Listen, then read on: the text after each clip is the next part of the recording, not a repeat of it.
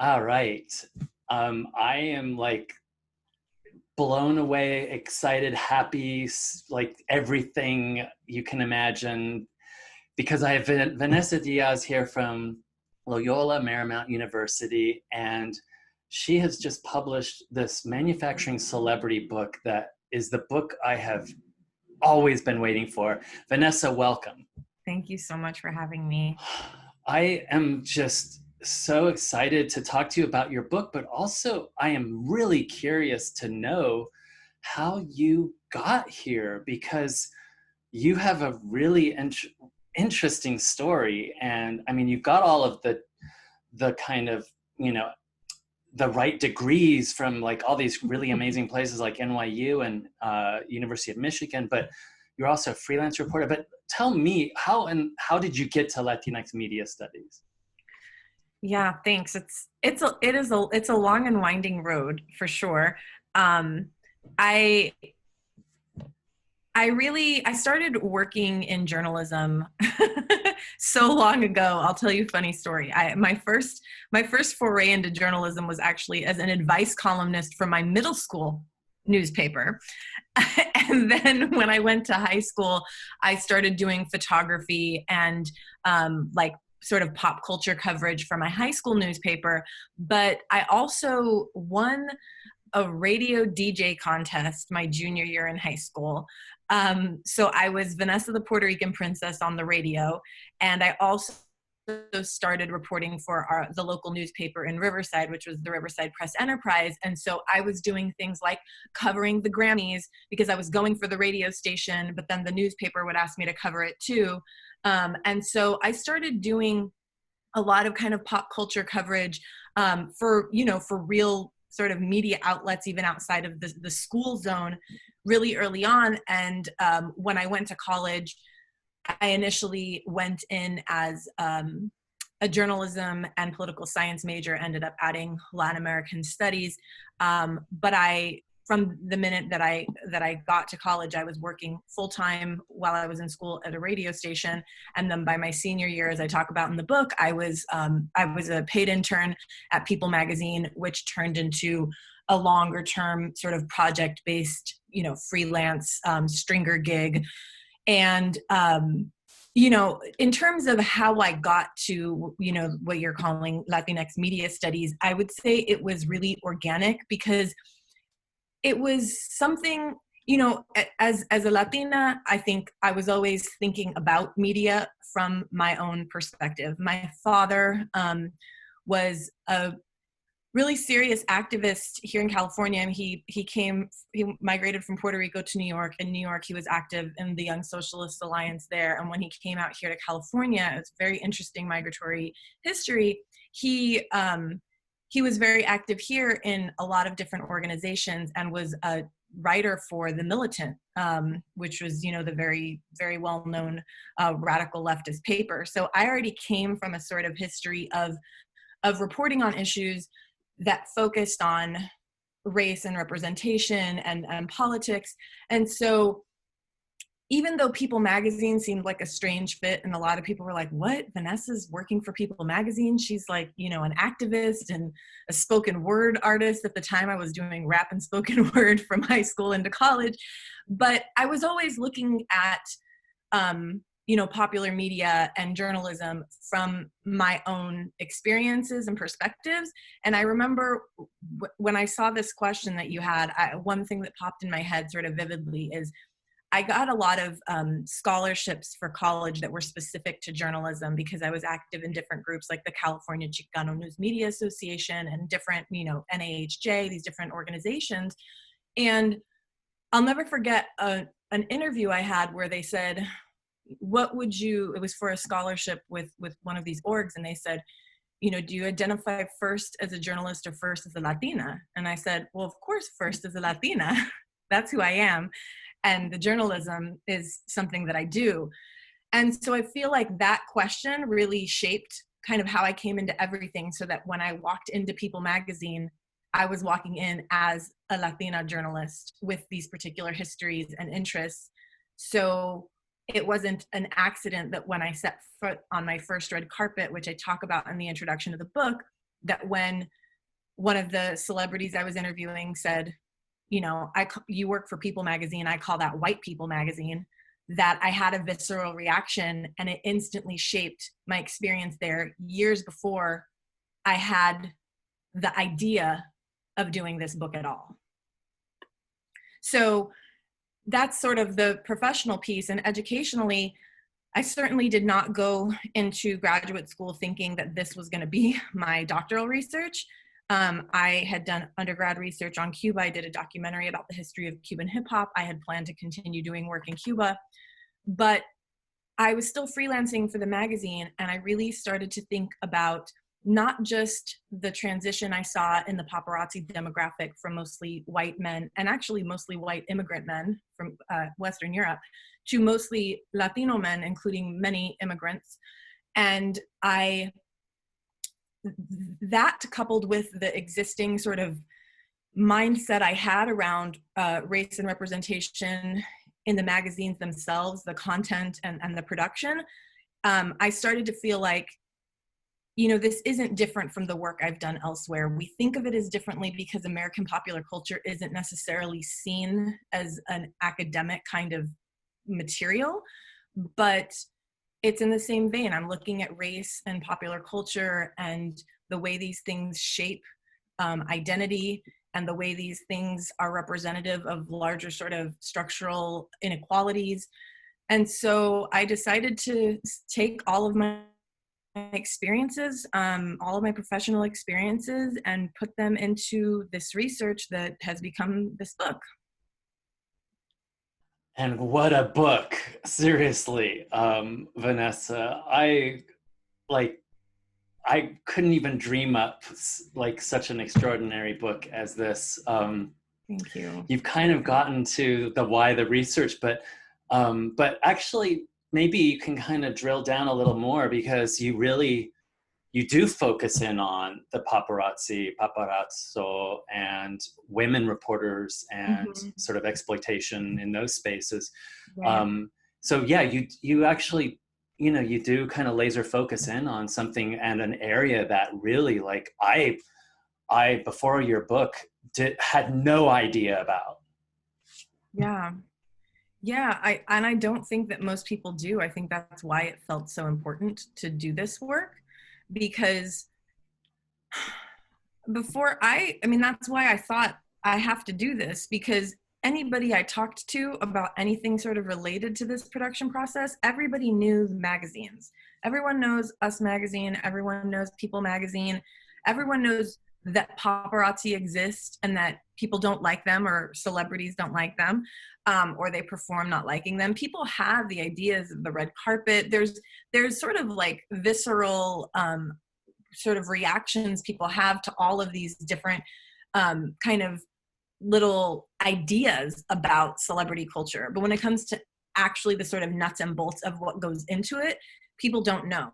And as someone who's interested in race and gender and labor and representation in media, it was so clear to me that this was material that everybody needed to know. And so, yeah, I mean, I open up with two stories that I think really answer why research and write on Latino paparazzi and women reporters. And that's the two stories that I think show how serious this is. So I open with first the story of Chris Guerra, who was a young paparazzo who I met in the fall of 2012 and who was killed on the job on January 1st, 2013, while he was trying to photograph Justin Bieber. And it was an altercation with very murky details between him and a California Highway Patrol officer that ended up in Chris getting hit by two cars and killed. You know, one car was let go and the other was a hit and run felony with no pursuit. No one was ever charged. And the response to his death from celebrities was to defend Justin Bieber and say this shouldn't be on Justin Bieber's conscience. I mean, I talk about how Miley Cyrus went on Twitter and had these viral tweets with, you know, hundreds of thousands of retweets and comments applauding her condemnation of paparazzi in the wake of Chris's death. So that even in his death, where he was working in service of these predominantly white celebrities. It's really, they're really working in service of the branding of celebrities. That he was condemned, and that, you know, Miley Cyrus was saying things like, didn't your mom ever teach you not to play in the street? You know, poking fun at his family. And Chris is actually Mexican on his father's side, African American on his mother's side. So when you think about the moment we're in terms of looking at race and structural inequality, to have, you know, this mixed race paparazzo trying to photograph this rich young white celebrity, get killed while doing so, and then to have these other young rich white celebrities come to the defense of their white celebrity friend and throw this family of color under the bus in the wake of the death of their son, and for there to be really no recognition from Hollywood whatsoever about the important role that these media producers play. Instead, they're still treated as disposable, even though the magazines, frankly, all news outlets and celebrity culture itself doesn't exist without paparazzi. It never has. Paparazzi have created the celebrity culture that we know, and these outlets rely on it. So that was Chris's story. And then on the other side, totally different perspective, but also showing the kind of precarious nature of the work that these media producers endure, was the story of Natasha Stoynoff, who was a People magazine reporter I worked with from the time I was an intern. She was like one of my mentor figures at the New York Bureau of People magazine. And in 2005, she was sexually assaulted while on the job, reporting on Donald and Melania Trump. And while Melania was upstairs changing for the interview and photo shoot, Donald Trump took her into a room and threw up against a wall and, you know, forced his tongue down her throat, told them that they were going to have an affair. You know, it was a very aggressive incident that she was very scarred from, and then stopped reporting on him after that, but didn't come forward formally with it until just before the 2016 election, which obviously got her a lot of flack. But I had actually interviewed her, and she had told me this in confidence. At the time, she asked for it to be anonymous. First in 2011 and then in 2012, because she knew I was doing this research and she thought this is really important, but she didn't feel safe in her career to actually have me sort of say it with her name attached to it or his name attached to it. And so again, a testament to her vulnerability, not her weakness, just like Chris's death was a testament to his vulnerability and sort of position within what I call the Hollywood industrial complex, and not a testament to his intelligence or inability to cross the street. The way that these two different kinds of media producers have been positioned as sort of culpable for their own traumas and even death, for me, just really underscored why I needed to tell these stories. Yeah, and you feel it in the writing, in the book itself, the passion, but the impassioned writing, actually. Gosh, yeah, the Hollywood industrial complex, absolutely. What a, you know, sort of sums everything up for me. Tell me, well, we kind of just went into this, but is there anything else about this sort of Hollywood industrial complex and racialization and gender, sexuality as kind of both exploitable, exploited, oppressed, that we didn't just talk about? Yeah, I think there's a little more I can say, and also just for anyone who's viewing these slides, this is a picture of Chris Guerra actually on the job right here. Yeah, there's actually a lot, and I think the thing that I want to sort of re-emphasize here is that, you know, we're in this moment in this country where we're interrogating structural hierarchies and inequalities, but we really don't always think about the way these same foundational and structural inequalities that we see in places like government and law enforcement also impact Hollywood deeply, right? It's this major institution of the US. It's subject to the same kind of power dynamics. And that's just not the picture we get when we look at these beautiful glossy magazines like People and Us Weekly. And so I want to help give people that fuller picture, right? Not to hate Hollywood or celebrities or any of that necessarily, but really to not look at them the same again. Because I think that these stories that add layer and add texture actually help us understand not just the politics, but really what we're looking at, right? So that we can be educated consumers. And in terms of, you know, the nature of the industry, yes, I mean, I spoke a little bit to the, you know, the ways in which, you know, Chris was positioned racially. I think, you know, I haven't explicitly stated in this conversation that basically the weekly magazines experienced this explosion between, you know, People magazine existed without any competition until the year 2000, because Us Weekly was a trade-focused bi-monthly and then monthly publication. So from 1974 to 2000, there was no one competing with People. Then Us Weekly relaunches as a weekly in 2000. They were, you know, as I said before, they were bi-monthly and monthly. And then shortly after that, you have In Touch come out, you have Life and Style come out, Star relaunches as a weekly, OK, which is a British magazine, comes out with their US edition. And what that did was it created this need for more paparazzi images and more laborers. And through a lot of different channels, but primarily starting with one of the main agencies, X17, offering cameras to valet workers at the restaurants that celebrities frequented. Basically, that's where Latinos kind of first came into the industry, and they started taking really good pictures. And then through immigrant networks, you know, anyone who knows anything about immigrant networks know how savvy they are. And this was a way in for all of these people who previously did not have access to the potentially really lucrative entertainment industry that really runs Los Angeles and runs so much of this country, to be honest. And so from 2002 to 2008, you really had this transition where it was mostly white men who had been working as paparazzi, and those were mostly white immigrants from Western Europe, still immigrants, but not racialized in the same way at all. And so once the demographic shifted, it was commented upon in all kinds of media outlets, mainstream, you know, AP, LA Times, New York Times, with really racialized, problematic language. And then you started to see the effects in the sort of public sentiment, Hollywood sentiment, and actual legal, you know, treatment legislation passed targeting paparazzi as individual workers, not as not holding any of the media outlets who published their work responsible. So it's really important to see that there was this structural change and this demographic shift that led to these particular ways that paparazzi were racialized here in LA.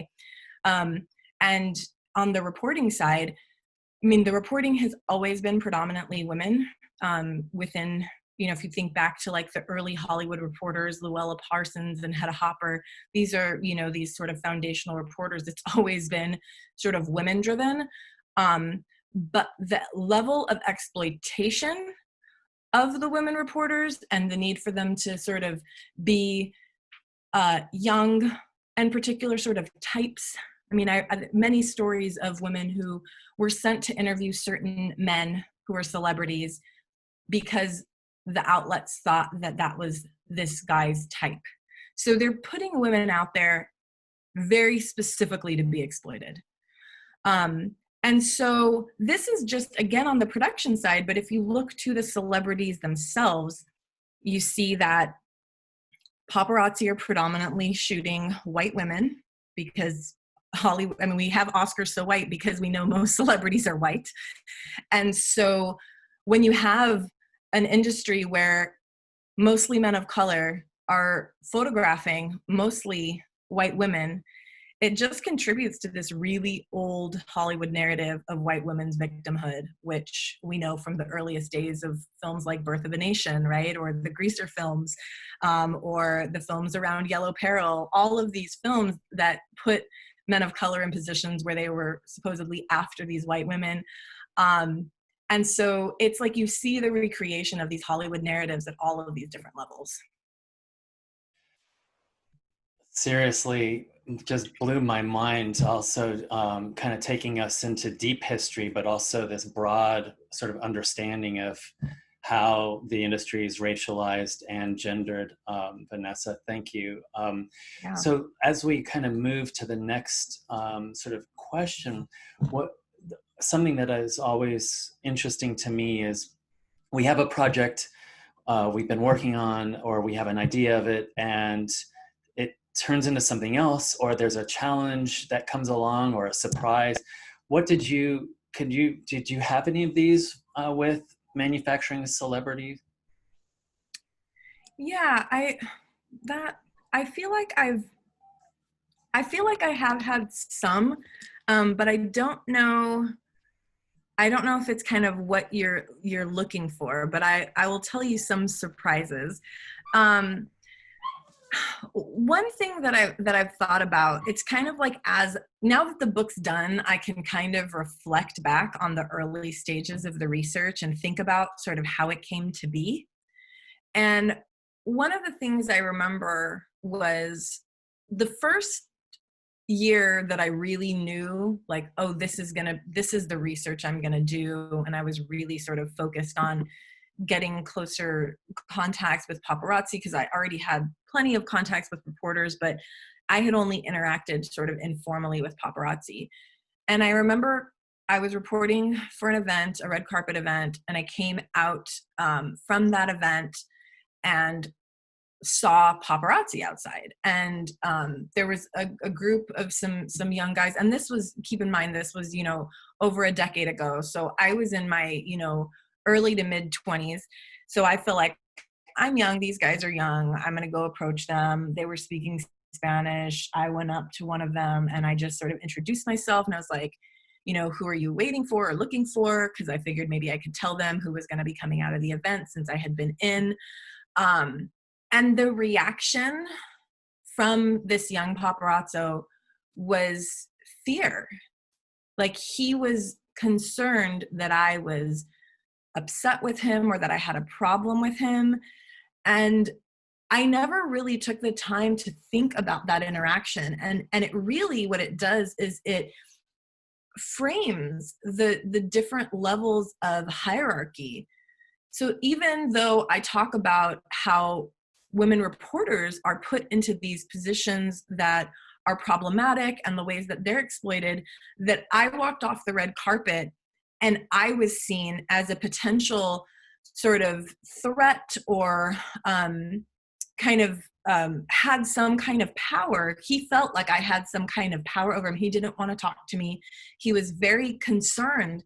And it really struck me because I needed him for my research, and I needed him for his expertise. But the way that the industry is structured made him feel like that wasn't a possibility. And so that part for me was really surprising. And Yeah, that's powerful, and a powerful, one of those things that there are moments in our lives where they're always in the rear view mirror. They're right there. And somehow they guide or inform directions and, pursuits. And so I see how this is one of those moments for you, for sure. And how this kind of, becomes a driver in the force of this book even, right? Absolutely. Yeah. So that's one example. I can come up with others if you want. Well, I wanted to bring us to the teaching question, and maybe we can kind of weave some of that in there, but I am really curious how, our students are interfacing with social media, popular culture constantly. And then it's another question, I just came off of teaching this morning, my Latinx cinema in the 21st century course. and of course I'm teaching, I teach comics and everything, but it's another thing, of course, as you and I both know, to get them to think critically about it. So I was wondering, is there a kind of Vanessa Diaz approach or something that you could share with me and others in your teaching of this material? Yeah, I mean, I'm gonna go off of the why does the study and teaching of race and gender in media matter, and then talk some specifics about what I do. I mean, I think you just pointed to it, right? That our students are interacting with all of these media constantly, and so my goal is really to help them be more critical consumers and producers, because so many of my students go into media industries whether they thought they would or they just ended up in it. And even just if they tweet, if they post anything, they're producers in their own right. And so I think, looking more deeply, to me, this question about why this topic matters is it goes beyond just the representation. I think there's a lot of research on the content, which is incredibly important. But the production side of things simply doesn't get covered as much for a variety of reasons, access and other issues. But we're in a moment right now where I think people are interrogating the question of representation. Does representation matter? And my response to that is, of course, representation matters, but representation isn't enough, because we have paparazzi as the dominant, they're predominantly Latinx here in LA, and yet Hollywood is still conceptualized as having virtually no Latinx representation. And that's not an accident, because these paparazzi aren't seen as legitimate cultural producers. They're not seen as legitimate media producers within the industry that they serve. In the same way that other kinds of informal immigrant types of labor get delegitimized and deprofessionalized. And so to me, it's really, kind of interrogating this question of representation and thinking really deeply about the questions that go beyond just what we see on screen or just what we see in the magazines. And so I address this in the classroom in a lot of different ways. One of the things I do, and again, this is totally a reflection of my professional history, is that I bring in a lot of media producers. I bring in people who work in marketing. I bring in journalists. And really, I try to bring in people who are mostly, BIPOC folks who can show these students that, no, we're here, and we're doing the work. And again, does representation matter? Well, sure, it matters, but when you're the only Black person or the only Asian person or the only whatever person at a particular outlet, changing structures is hard, but we're here doing the work. And so I really try to use a lot of that kind of, not necessarily incentive, but really showing them who's doing work on the ground. I also use a lot of, contemporary media examples and films, for when we focus on Latinx folks in particular. I always use the film Latinos Beyond Real. I think that that's an excellent overview of the history of Latinx representation, the political connection, because that's the other thing that I also have to teach students and that I think is so valuable. Just like in my intro to, Chicana, Latino studies, is that it's all about helping them understand the history of colonialism and the history of US policy across the Americas.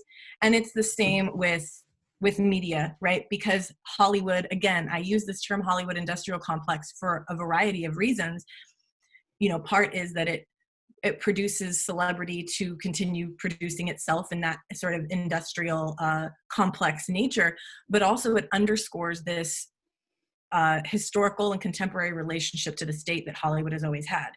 And so I think framing the representations we see in relationship to US foreign policy, US domestic policy, racism within the context of the US, and these sort of hierarchies that have been promoted in media.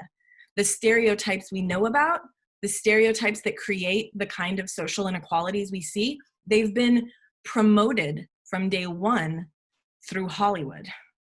So I think really, shaping my lessons around making clear that connection to policy, that connection to US politics, really helps students have a much deeper understanding of the stakes of media representation. Oh man, I wish I lived in California. I'd be one of your students right now, Vanessa. I'd be one of yours.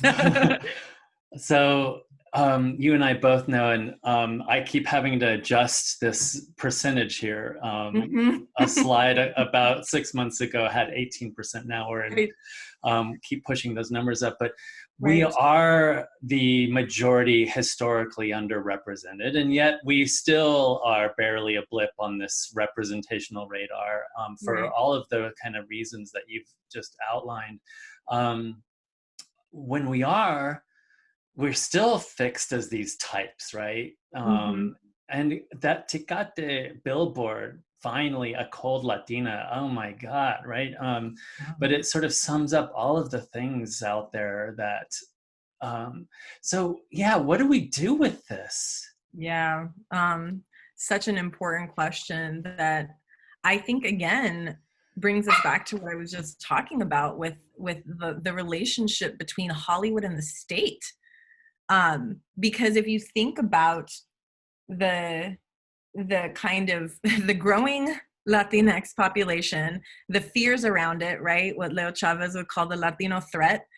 I think about the ways that the treatment of the paparazzi is this perfect example of the Latino threat. Keep them out. What's happening? Like if you go to Malibu and it says, keep the paparazzi out, paparazzi free zone, it's this same kind of fear tactic. Latinos are taking over, the population's growing. Now we have, ICE detention centers doing forced sterilization on migrant women. That story just came out in the last day, which is something that there's such a long history of, right? In Puerto Rico, a third of women were sterilized by force between 1930 and 1970. There's a history of forced sterilization of African-American women and Native American women. So the population growth question is actually so central because that's always been a mechanism of trying to contain, BIPOC folks in this country and in the US's sort of colonial territories. So that population question is so important. And then of course, it's not an accident. It's these representations that we've seen since day one in Hollywood, the Greaser films that were all about how kind of non-human, specifically Mexicans at that time, right? Because Mexico has always been the key point of sort of US interests because of the border and because of the conquest of the western portion of the US that was, previously Mexico. So this is all in the interest of the state. I think this is a place where the question of representation matters in a different way, because there's room for all of these stories, even if they're problematic. There's room for them. People love Sofia Vergara's character, even though, and I know Latinos who love Sofia Vergara's character, even if it's incredibly problematic. Sofia Vergara's character on Modern Family, in and of itself, isn't the problem. The problem is that she's the kind of number one representation of a Latina on network television. And so having more folks behind the scenes, writing, shooting, deciding what gets greenlit, this is where I think the question of representation becomes so central. And this is why I like to have students have access to people who are producing content in this way, because we need more representation of all of these different demographics, but we need diversity within that representation. And I think we are starting to see it. There's just an incredibly long way to go. And I think the other thing, there's a lot of sort of interrogation around Latinidad happening right now that I think is really important.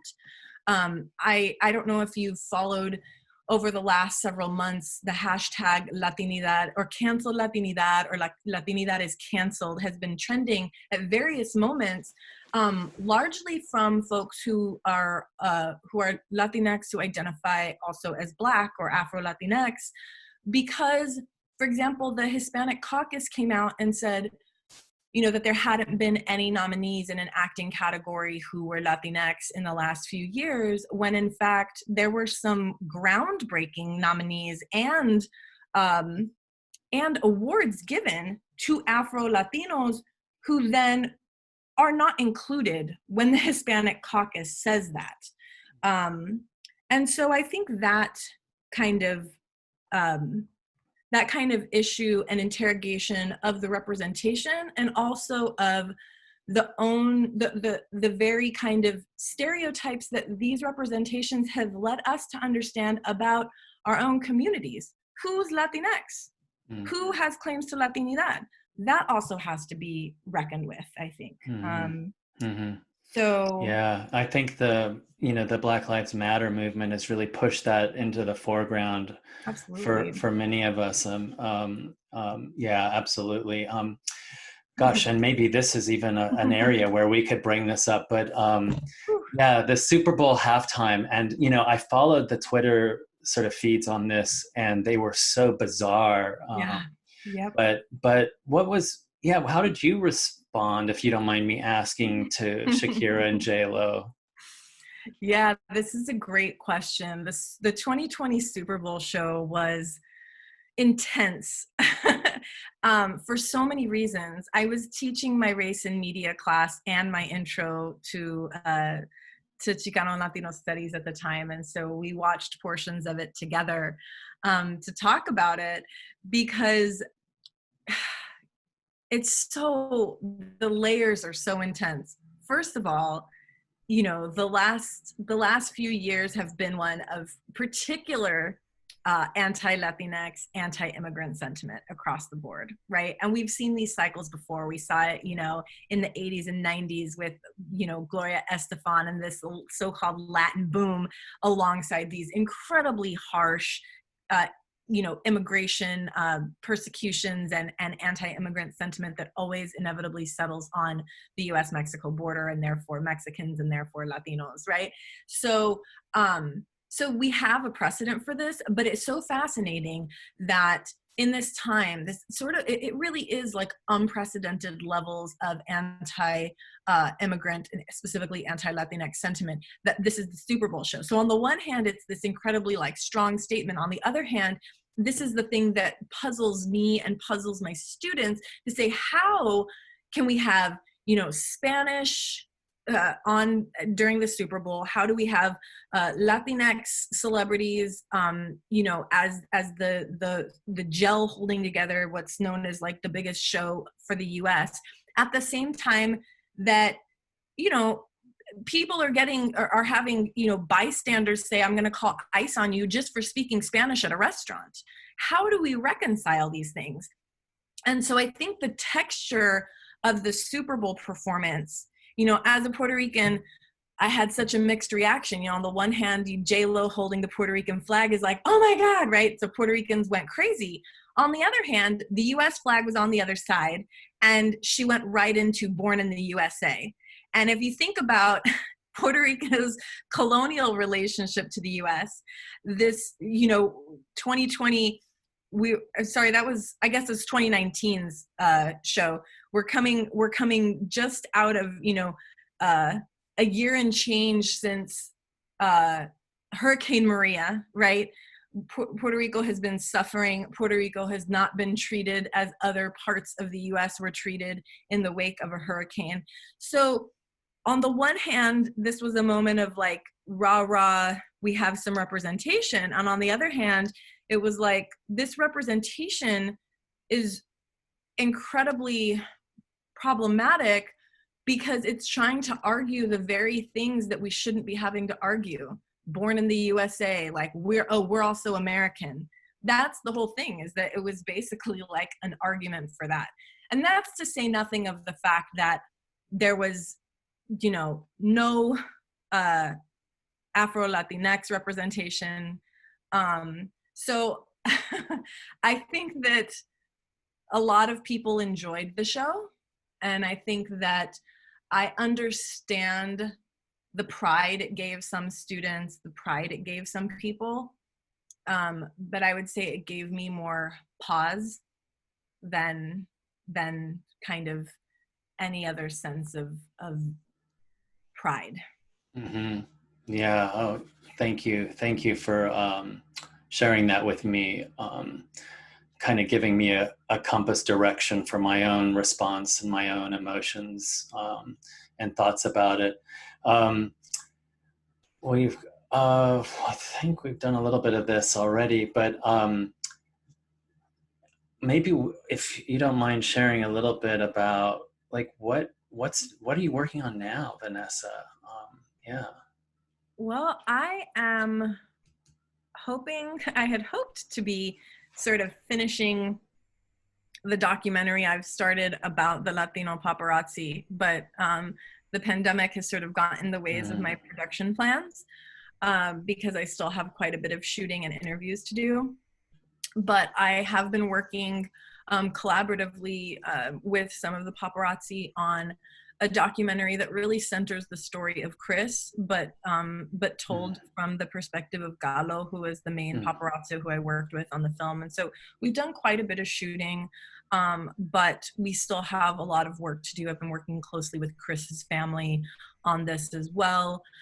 And so that's the sort of next goal I have, because I really do believe that, much like, you know, having the color photos in the book help people visualize and understand and embrace what I'm talking about, I think having documentaries or films of any kind to accompany this kind of study really help people connect on a deeper level. So I have that, and then I'm also planning to do some additional research into the anti-paparazzi legislation in California.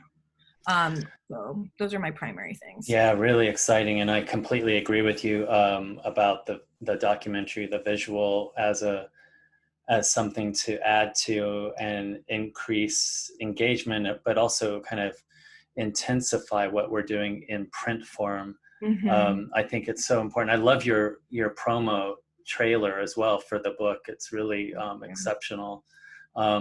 Where, as our sort of wrap-up question, we've talked about needing spectrum of representation. We've talked about representation as part of this Hollywood industrial complex that's tied into long histories of colonial and colonization sort of legacies. Where are you finding, where would you go or send your students for something that's a little richer or doing something different that's Latinx by and about Latinx? Absolutely. I had a really great conversation just a week ago with one of our seniors, our majors in our department, who was trying to figure out what she wanted to do something on media, but she wasn't sort of sure. And what I ended up talking to her about and what she's going to do her research on is a couple of examples, including one that you have here, which is Gentified. I think there's been some really excellent work here in and about LA on questions of gentrification and Latinx communities.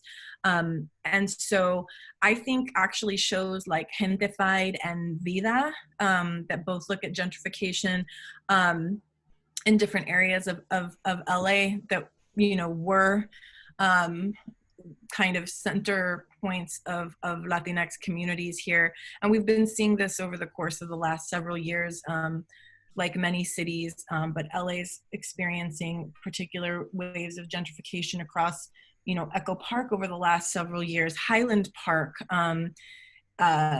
Boyle Heights, that's the subject of Gentified, and so, and Vida as well. And so I think a show like Gentified and a show like Vida, what's so important is that they are showing diversity in Latinidad, right? Queer Latinidades are centered explicitly and profoundly in both. Gentified, the main sort of couple character is the young woman who's shown here, and her partner, who I believe is Dominican, but is very explicitly, a Black Latina, and that's centered. And so I think these narratives that show not only is there diversity among Latinx folks, but there's stories that are integrated, and we can't talk about Latinx communities in this sort of umbrella monolithic way. We've never been able to, but I feel like, as you said, we're in this moment of the Black Lives Matter movement and uprisings specifically around Black life. And so we have to be thinking about the problematic kinds of erasures that have happened, I think, particularly in relationship to Latinidad and Black Latinidades. And so I think shows like Gentified, Vida, I think they do a really good job. I think they're heading in the right direction of really embracing the diversity in Latinidad, having more diverse folks on both sides of the camera. So I think we're getting there. It's just going to be a long and difficult process. I mean, the Oscars, the Academy just announced this past week that they're instituting these new diversity requirements for Best Picture that will start in 2025. And people are freaking out in Hollywood. Like, oh, now we have to have diverse representation in our films. Like, what are we going to do? The requirements are so basic. And you see in these moments this really serious possessive investment in whiteness, as George Lipschitz would say. And you understand why it's so hard to shift power structures, because it requires people relinquishing power, and people don't want to relinquish power. So I'm hopeful, though, that with different requirements and that with more young folks of color entering various parts of the Hollywood industry, that we'll continue to see shifts in the kinds of production practices that